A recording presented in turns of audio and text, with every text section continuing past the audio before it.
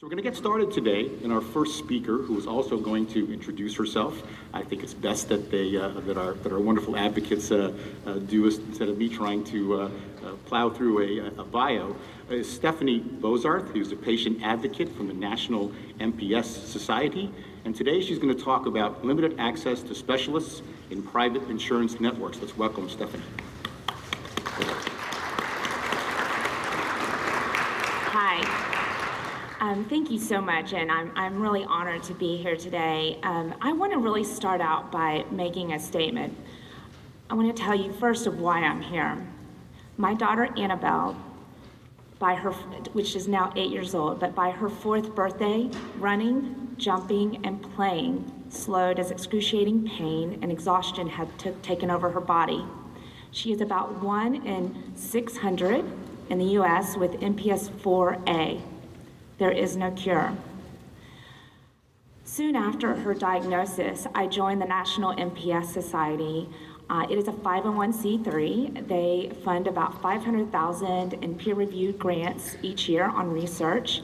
And we found out that there was not much known about my daughter's specific type of MPS. I knew that had to change. And so I wanted to get in with other folks that were like-minded that wanted to move the ball. And I did find that at the National MPS Society. I'm quite involved with them now. I'm on the board and been on the board for quite some time.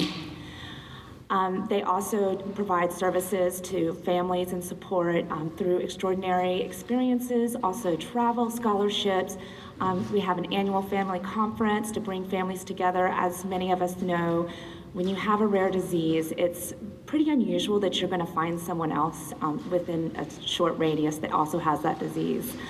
So I'm going to tell you just a little bit about mucopolysaccharidosis. That's the long term for MPS. I can even spell it. It's pretty long. People with MPS are not able to produce a certain enzyme inside the cell at the right levels or at all. This leads to a buildup of excess materials in almost every cell of the body, causing cell damage that increases over time as more and more materials accumulate. MPS is progressive. It is always changing.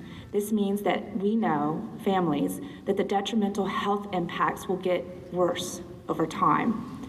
There are limited treatments. There are only 4 treatments out of the 11 types of MPS. And that only helps some aspects of the disease. It's not a comprehensive treatment, but it certainly helps slow the disease progression. There are no cures for MPS. So how does this impact our families? Parents need to coordinate with dozens and dozens of medical experts. We see them all from the moment that they are diagnosed and to manage their care over time. This includes pediatricians, neurologists, geneticists, ENT doctors, orthopedics, audiologists, specialty dentists, oral surgeons, cardiologists, home nursing aides and nurses. There's also physical, speech, and occupational therapy. And many times specialized medical equipment is involved. The cost to care for a child or an individual with MPS is astronomical. It goes without saying that lots has changed in the healthcare and health coverage in the last 2 years. The passage and implementation of the Affordable Care Act has brought significant changes in how individuals are insured, who is insured, and what services are covered. As the Affordable Care Act, health insurance coverage, and health costs management continue to be debated in Congress, there are many important issues that are very specific to individuals with rare diseases like MPS. While change is often good, we must be careful to remember that the needs of those with rare diseases are often very, very unique from the general population. As we seek to improve healthcare delivery and coverage and costs, we must do things better and not worse for those with rare diseases. So I was asked to specifically talk about what I refer to as my narrow network nightmare. Insurers who remain vigilant and battling the rising cost of treatments are often opting for narrow networks to control those costs. Narrow network plans limit and sometimes even deny rare disease patient access to the country's only experts in that specific type of rare disease. This ultimately prevents the rare disease patient from receiving the most innovative treatment, procedures, and medications that would improve their quality of life and even be life-saving. So I want to go back just to those stats. I like to paint the picture appropriately. There are 30 million Americans with rare diseases. But more importantly, I think sometimes when we think of a rare disease, we think of maybe elderly, or we think of frail or older. Actually, 50% of those are our children. That's who we're talking about. The common challenges of those with rare diseases have difficulty finding doctors with a background specific to the rare disease. They have problems such as finding a doctor that understands the disease progression, the heterogeneity of the disease, the predictable complications that might happen in surgical or any type of intervention with medicine. That knowledge and expertise is critical for quality of life. So I want to drive it home with the last statement about my daughter and how this has impacted us. My husband is insured by his employer, so we are actually in the private sector. We don't go through the marketplace, and the unintended consequence of some of the changes in the Affordable Care Act did change how our insurance was coverage. Over the last 8 years, Annabelle has been going to see an orthopedic surgeon that was always in network. We were able to go there. Everything was fine. We always hit our in-network deductibles. We always hit our max.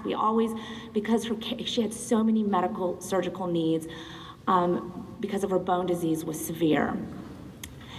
Because we found that doctor, he was able to do things to help her quality of life. We were told at diagnosis she was severe. The doctor said, by kindergarten or first grade, your daughter is going to be in a wheelchair. She will not be able to walk because the pain will be too excruciating, or she just won't have the stamina to get from one classroom to the next. So prepare yourself, go home, think about your house. What is it set up like? Think about the car that you drive. Think about everything that you do as you move forward so that you can accommodate your child that is going to be in a wheelchair. Well, because we found that doctor, that expert, that was not in our same state, in fact, a few states away, that changed her outcomes significantly.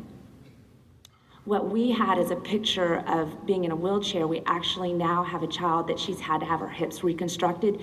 And out of orthopedic surgeons in our world, globally, there are 3 that work on children like my daughter. One is in Manchester, one is on the West Coast, one is on the East Coast. I have 3 doctor options for her that actually know about my daughter's disease. So we were able to get to that one, and that one specific doctor on the East Coast was the only doctor doing hip reconstruction so that she could continue to walk. This was major. If you could consider the fact of a child being put into a wheelchair, their quality of life plummets. So we know that having a network that allows us to see the doctors is critically important. Last year, about mid-year, we were told that that doctor was no longer in network for us. Our network had just suddenly narrowed. Even though we were private payers, we were paying a bundle for it. We battled and battled. We barked up every tree to try and get the in-network coverage that we did. At the end of the day, everybody held strong, and many did not help us at our insurance. We were able to get her to see the doctor because it is a no-brainer. We have to get her the care that she needs. But it was a huge difference in her outcome, and I just want to show you. I did bring a picture of her because I think a picture is 1,000 words or a lot of words. But this is Annabelle. This is her riding a bike last year. And just to think that this child with the wrong medical care and not being able to get to the doctor she needed, it would have been a child in a wheelchair. So it's significantly different because we were able to get to the specialist we need. Thank you.